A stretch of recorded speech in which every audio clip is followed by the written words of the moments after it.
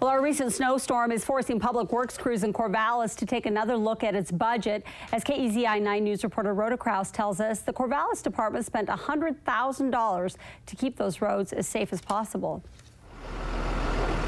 Last week's snowstorm brought slippery roads, and city plows and sanders made an appearance.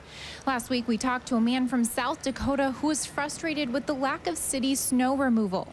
We would get a foot of snow overnight, and if it stopped snowing early enough, a fleet of plows would be out in the middle of the night, and the roads would be clear by morning. But the city says we just don't get snow like the Midwest.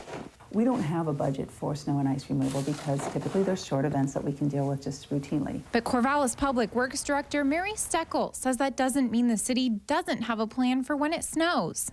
There's a certain amount of preparation that you do, but you do it much closer to the event, and you don't have the ability, you don't have the capacity within the budgets that we have to have a full-blown, ready-to-go whole crew just waiting for the snow to fall. Crews worked around the clock cleaning streets with plows and with sanders.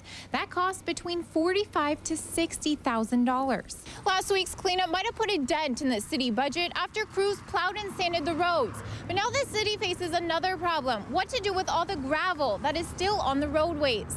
And now that we've got all the sand on the street and the snow is melted, now we have to go back up and clean that up, get it off the street so that bicyclists and others aren't being damaged by it. And we're predicting that that'll cost somewhere around another $23,000. That plus $30,000 to fix broken water meters. The Public Works Department alone is probably looking to close to $100,000. Up to 3/4 of that is for street maintenance, something that has an annual budget of almost $1 million. Now the city's coming together to see if its resources could be better spent.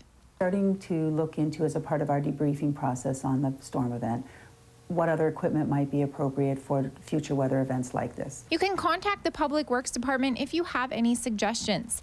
In Corvallis, Rhoda Kraus, KEZI 9 News.